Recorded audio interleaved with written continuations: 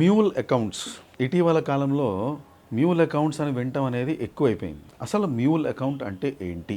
ఒక job offer base మీద మీ bank అకౌంట్లో ఇన్ని డబ్బులు ఉంటేనే మీకు ఇమిగ్రేషన్కి వెసులుబాటు అవుతుంది అని చెప్పి ఏటీఎం కార్డులు, చెక్ బుక్లు, సంతకం పెట్టిన చెక్ బుక్లు కూడా మనుషులు తీసుకోవడం అనేది జరుగుతుంది. తర్వాత మనకు తెలిసిన విషయం ఏంటంటే ఇది జాబ్ ఫ్రాడ్ అవుతుందని. ఈ ఫేక్ జాబ్ ఫ్రాడ్ అనే కాన్సెప్ట్ ఎలా ఉన్నా ప్రామిస్ చేశారు, మాకు జాబ్ రాలేదు అని తిట్టుకొని ఆ వ్యక్తి మీద ఒక కేసు వేసి మనం వదిలేస్తాం. తర్వాత నెక్స్ట్ స్టెప్ జరిగేది ఒక సిండికేట్ ఓరియంటెడ్ ఎక్స్క్లూజివ్ క్రైమ్గా మారుతుంది. ఏంటి అంటే మీరు సంతకం పెట్టిన చెక్కులు వాళ్ళ దగ్గర ఉన్నాయి, మీ ఏటీఎం కార్డు వాళ్ళ దగ్గర ఉంది, ఆ అకౌంట్లో డబ్బులు రావడం, ఎవరికో వెళ్ళడం అనేది జరుగుతూ ఉంటుంది. కానీ మీరు గుర్తుంచుకోవాల్సిన విషయం ఏంటంటే మీ పాన్ కార్డు, మీ ఆధార్ కార్డు, మీ సంతకం ఉన్న చెక్కులు ఒక వ్యక్తి దగ్గర ఉన్నాయి. ఆ వ్యక్తి గురించి మీకు అసలు తెలియదు. ఈ అకౌంట్స్ని వాడి బ్యాంక్ ట్రాన్సాక్షన్లో చాలా ట్రాన్సాక్షన్లు జరిగి కొన్నిసార్లు అది యాంటీ టెర్రరిజం ఫండింగ్ లాగా కూడా వెళ్ళొచ్చు.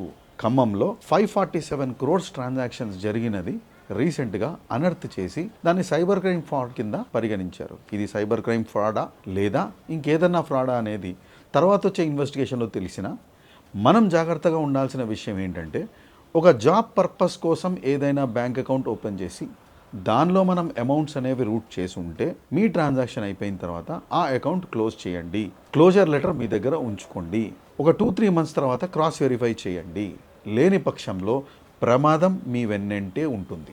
ఇలాంటి నేరాలు పిఎన్ఎస్లో చీటింగ్ బై పర్సోనేషన్ అంటే 316, 318 కింద మనం కేసు నమోదు చేయొచ్చు.